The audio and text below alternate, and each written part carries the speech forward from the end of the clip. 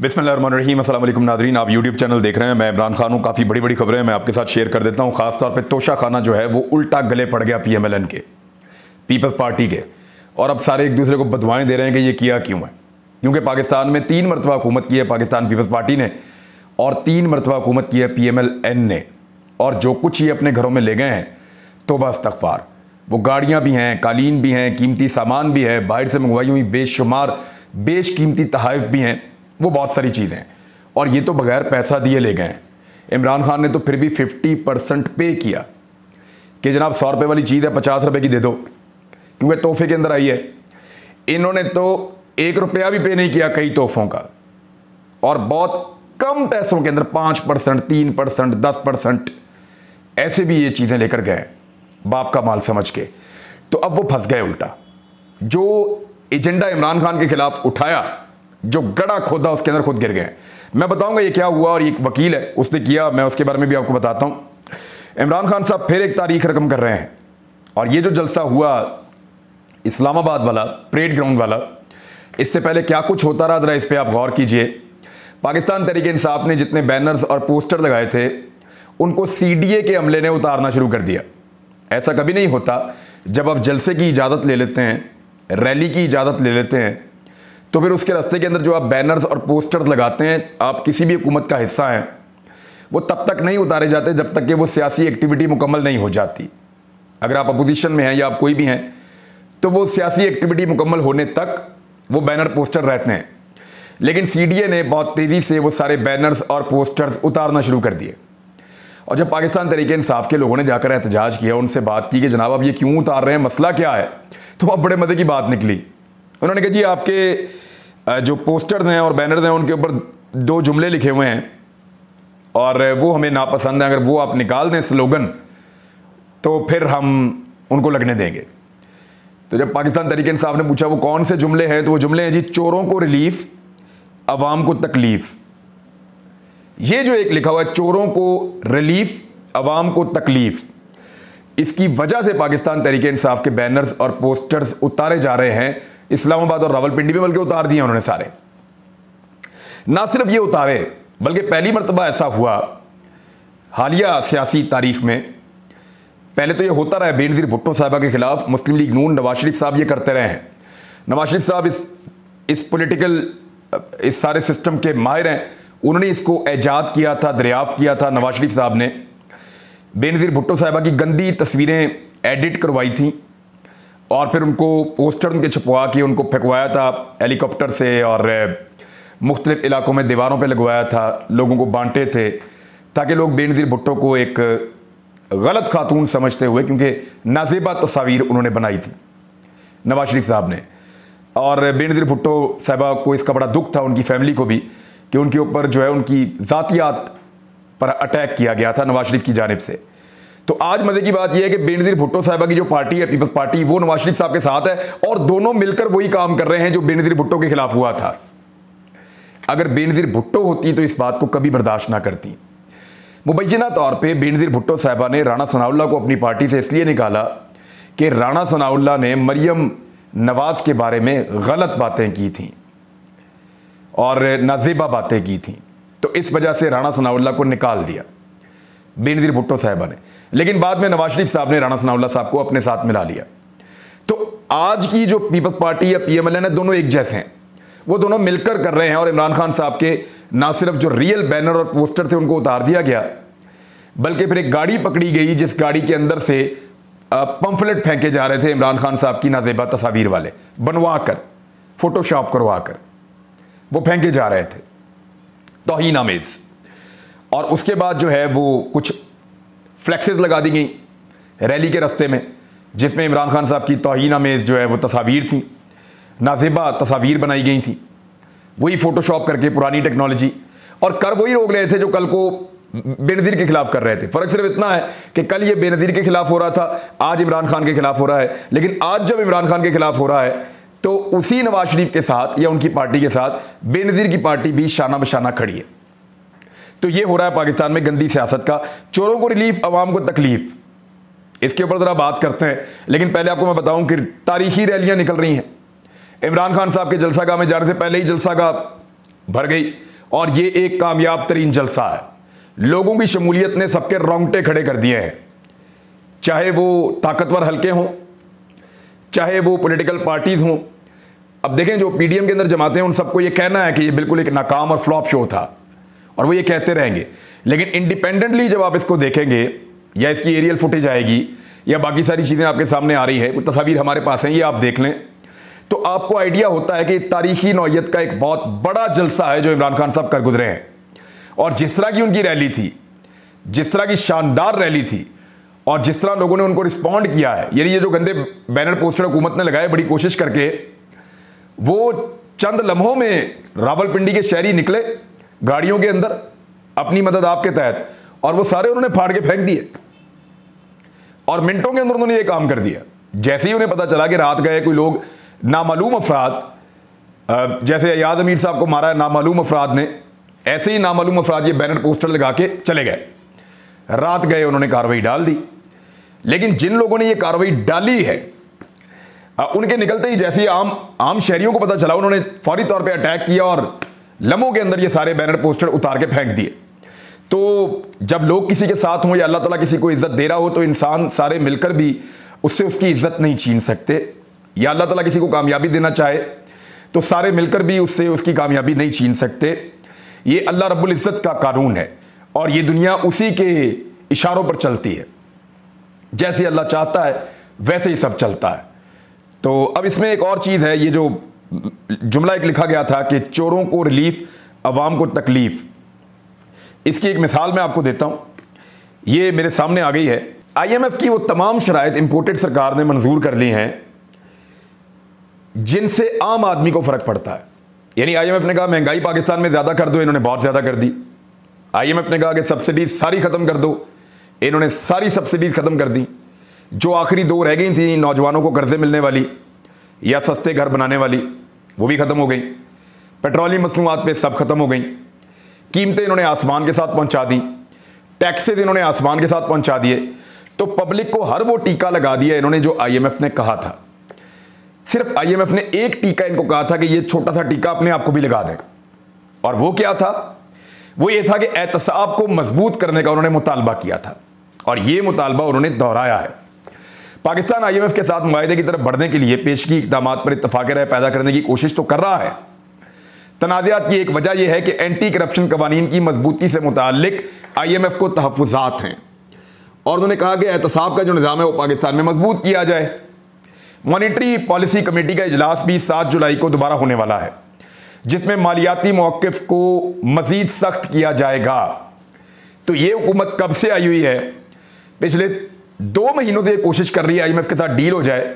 पाकिस्तान की आवाम को इन्होंने तबाह कर दिया उस डील के चक्कर में। $1 अरब के चक्कर में, इससे भी कम पैसे हैं, 1 अरब में से भी $10 करोड़ कम है। इन पैसों के चक्कर में इन्होंने कौम को जलील और रुसवा कर दिया। लेकिन इसके बावजूद यानी शाबाश है उन तजर्बाकारों पे जिन्होंने लाकर इनको बिठाया है।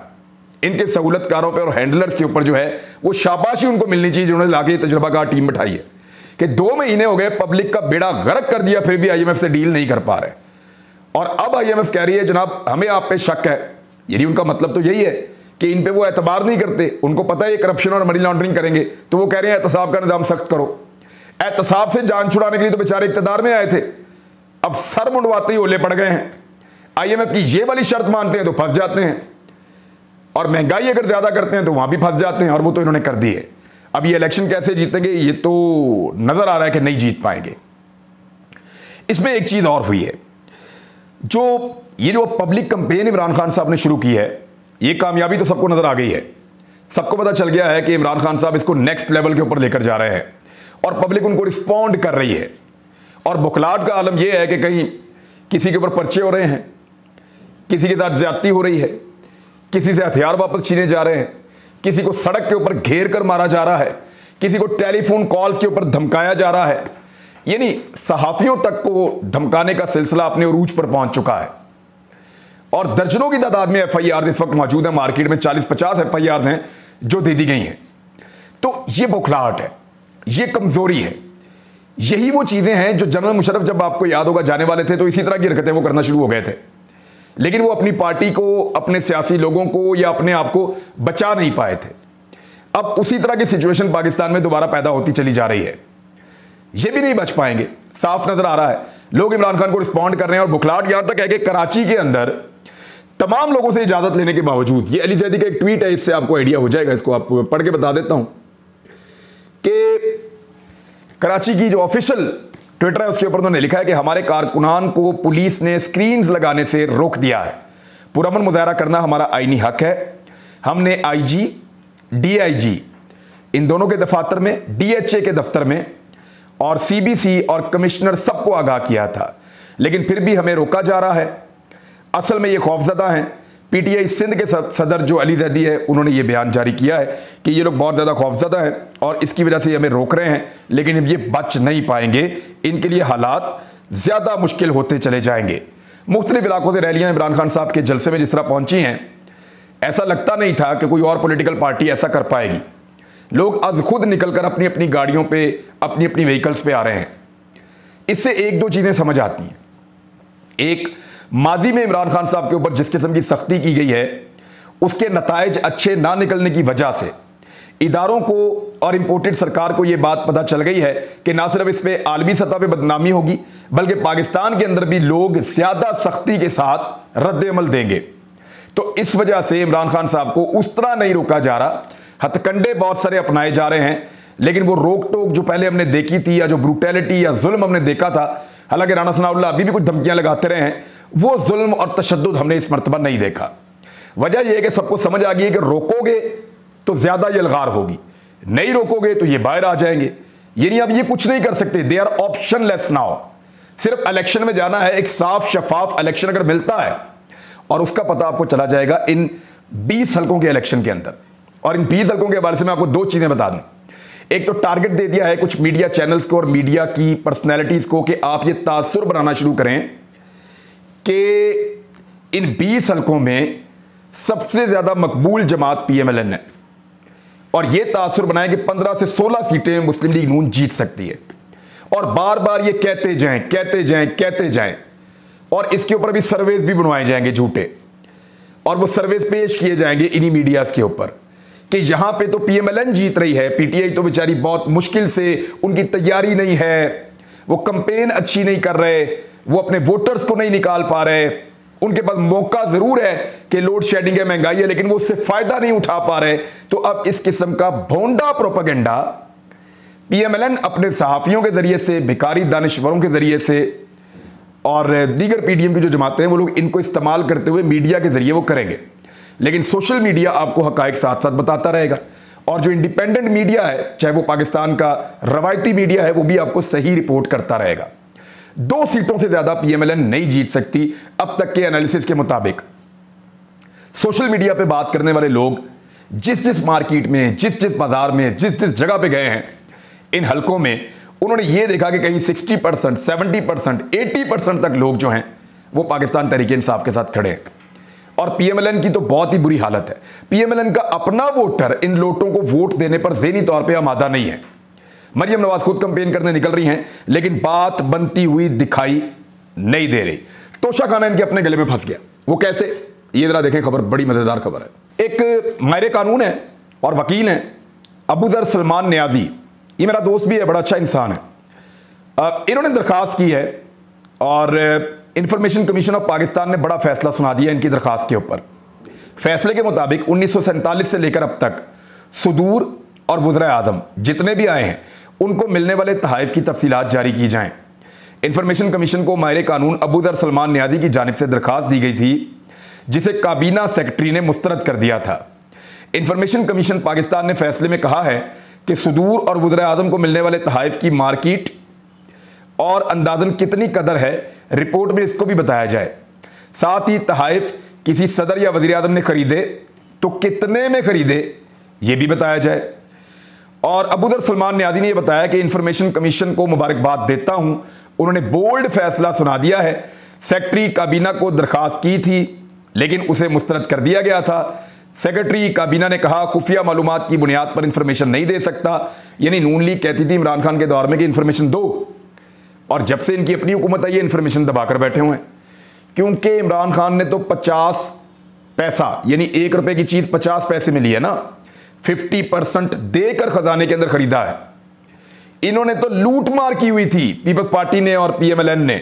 जरा वो आप जब सुनेंगे और देखेंगे तो आप कानों को हाथ लगाएंगे कि तोशाखाना के अंदर असल डाके किस किस ने किस किस तरह डाले हैं।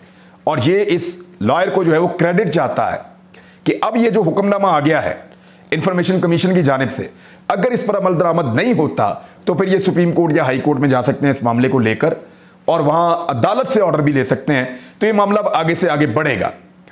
अच्छा, इसमें अबूदर सलमान ने कहा कि दरखास्त मुस्तरद करने के खिलाफ इंफॉर्मेशन कमीशन से रब्ता किया। इंफॉर्मेशन कमीशन की जानिब से हमारी दरखास्त पर फैसला जारी कर दिया गया है। इंफॉर्मेशन कमीशन ने हमारी दरखास्त पर फैसला जारी कर दिया। हमें अब तहफ़ से मुताल्लिक मुकम्मल और पूरी रिपोर्ट दी जाएगी जो 1947 से लेकर अब तक होगी।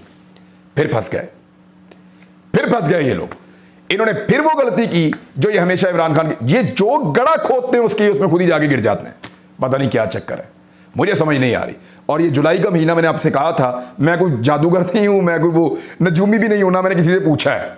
मैं अपने पॉलिटिकल एनालिसिस के तौर पे आपको कह रहा हूं कि ये इमरान खान का महीना है जिसका आगाज हो चुका है। अब तक के लिए इतना ही। अपना ख्याल रखिएगा, अपने इस चैनल का भी। अल्लाह हाफिज़।